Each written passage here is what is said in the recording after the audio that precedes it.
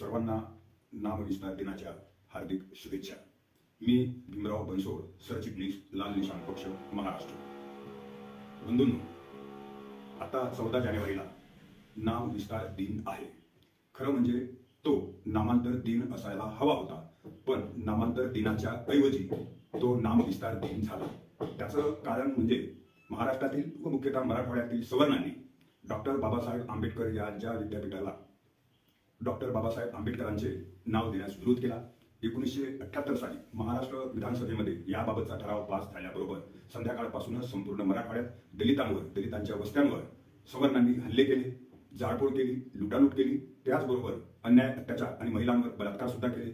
अनेक वस्त्यांना, त्यातल्या दलितांना गाव सोडून प्राणगदा व्हावं लागलं, अशी परिस्थिती त्यांनी केली। त्याचबरोबर जे सरकारी मालमत्ता होती, उदाहरणार्थ एसटी असेल, रेल्वे असेल, त्यांना रोखण्यात आले, त्यांची जाळपोळ आणि अडवणूक करण्यात आली, टेलिफोनच्या तारा तोडण्यात आला। अशाही प्रकारचा विरोध या सवर्णांनी डॉक्टर बाबासाहेब आंबेडकरांचे नाव मराठवाड्याला मिळू नये यासाठी केला। तरीही मध्यंतरीच्या काळात अनेक दलितांनी या आंदोलनासाठी प्रयत्न केले, या नामांतरासाठी प्रयत्न केले। लॉंग मार्च विदर्भातून मराठवाड्यात औरंगाबाद शहरात आला। या संपूर्ण प्रक्रियेमध्ये अनेक ज्या घटना होऊ नयेत अशा घटना घडलेल्या आहेत। आणि त्यानंतर 1994 साली कुठेतरी मग 16 वर्ष आंदोलन केल्यानंतर डॉक्टर बाबासाहेब आंबेडकरांचे नाव मराठवाडा विद्यापीठाला मिळाले। पण ते मिळत असताना या मराठवाडा विद्यापीठाची विभागणी करण्यात आली।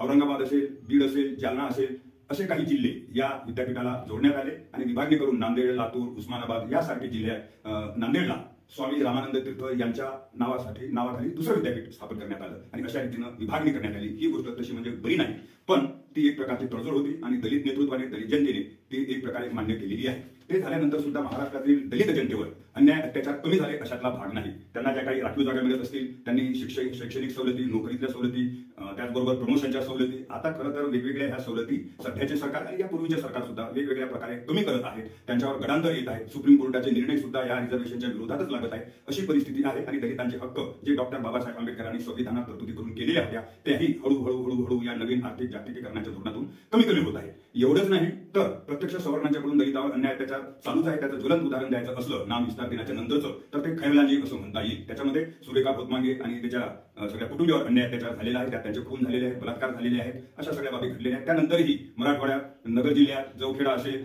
किंवा पालपाथरी असेल, झांझर्डी असेल, अशी किती सोनई असेल, असे कितीतरी नावं तुम्हाला सांगता येतील। याच्या व्यतिरिक्तही अनेक ठिकाणी असे अन्याय, अत्याचार दलितांवर घडलेले आहेत। त्याचबरोबर आणखी एक सांगायची गोष्ट म्हणजे भीमा कोरेगावच्या घटनेला, ज्यामध्ये पेशवाईचा पराभव महार पलटणीने केलेला होता, त्याला 200 वर्ष पूर्ण झाले। या निमित्तानं भीमा कोरेगावला 2019 साली जी परिषद घेतली आणि त्या 200 वर्षाच्या निमित्तानं महाराष्ट्रातील संपूर्ण जनता त्या विजयी स्तंभाला अभिवादन करण्यासाठी आले असताना बाहेरून आलेल्या या लोकांना स्थानिकच्या सवर्ण लोकांनी त्यांच्या गाड्या जाळल्या, त्यांना मारहाण केली आणि अशा अनेक प्रकारे त्यांना त्यातून सळोकी पळो करून सोडले बाहेरून आलेल्या लोकांना। त्याचबरोबर स्थानिकचे जे लोक होते त्यांची घरदारे जाळलेली आहेत, त्यांचे उसाचे मडे जाळलेले आहेत, अशा अनेक गोष्टी त्यांनी केलेल्या आहेत। या सर्व बाबीचा मी स्वतः साक्षीदार आहे आणि भीमा कोरेगावसाठी त्यावेळेच्या फडणवीस सरकारने जो आयोग नेमलेला होता, त्या आयोगापुढे माझी 14 दिवस जबानी झालेली आहे आणि सगळ्यात चांगली जबानी झाली असं पटेल हे जे त्या आयोगाचे अध्यक्ष होते त्यांचंही एक मत होतं। पण ते ठीक आहे, पण त्याच्यामुळं अन्याय, अत्याचार त्याच्यानंतरही थांबलेले नाही। अगदी लेटेस्ट उदाहरण द्यायचं झालं तर परभणीला डॉक्टर बाबासाहेब आंबेडकर यांच्या पुतळ्याची विटंबना करण्यात आली आणि मुख्यतः त्यांच्या हाताचे संविधान दिलेलं होतं, त्या संविधानाची मोडतोड करण्यात आली आणि अशा रीतीनं जातीय दंगे पसरवण्याचा, दलितांविरुद्धचा असलेला द्वेष आणखी जास्त पसरवण्याचा अशा रीतीचे सवर्ण लोक प्रयत्न करतात। त्याच्या विरोधात परभणीतील दलित जनतेने आणि पुरोगामी असलेल्या इतरही जनतेने